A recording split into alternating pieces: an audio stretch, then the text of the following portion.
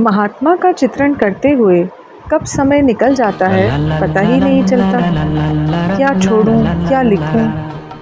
एक युग पुरुष पर, एक ऐसे हाड़ मानुस पर बहुत परेशान हो जाती हूँ।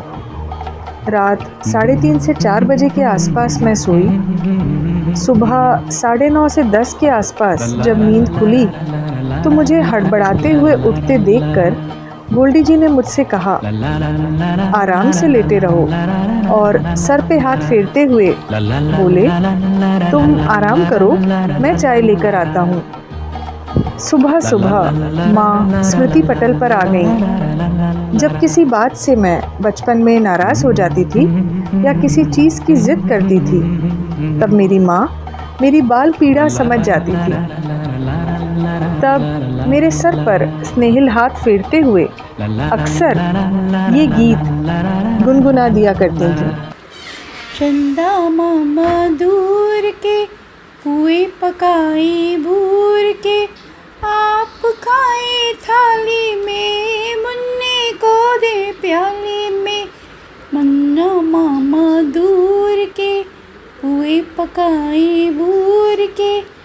हल्की हल्की हंसी जैसे ही मेरे चेहरे पर आने लगती थी, तब मम्मी मेरे पेट पे अपने दोनों हाथ की उंगलियां चलाती थीं, जिसे हम गुदगुदी कहते हैं।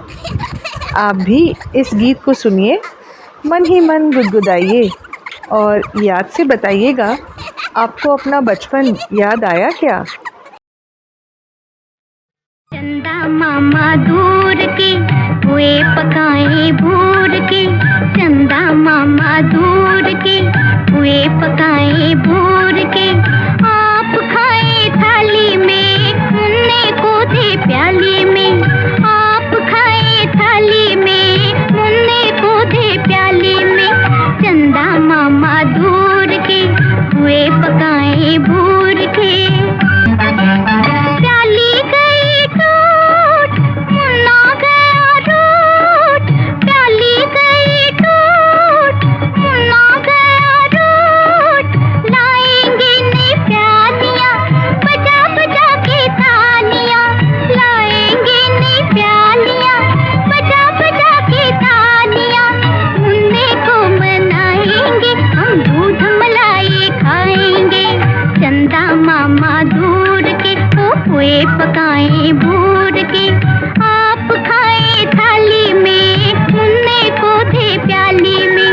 चंदा मामा दूर के पुए पकाए भूर के।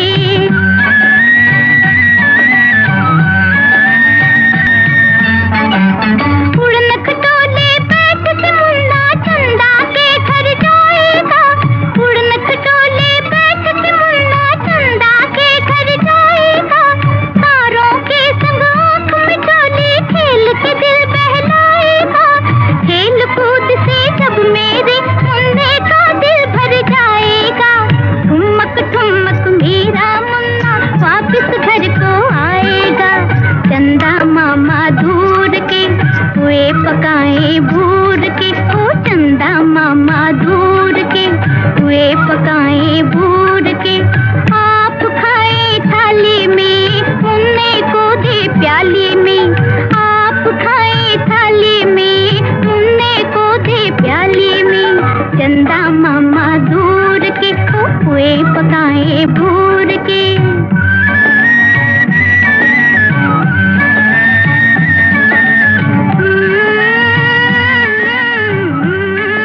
मैं कहती न थी कि आपको भी कोई बहुत अपना या बचपन का अच्छा पल याद ज़रूर आएगा। अगर आपको ये सब अच्छा लगा हो तो मुझे YouTube पर ज़रूर लिखिएगा।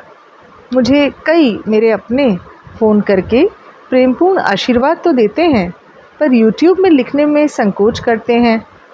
आपके लिखने से उनका भी संकोच टूटेगा और आशीर्वाद स्वरूप वो मुझे YouTube पर और अच्छा लिखने की प्रेरणा देंगे।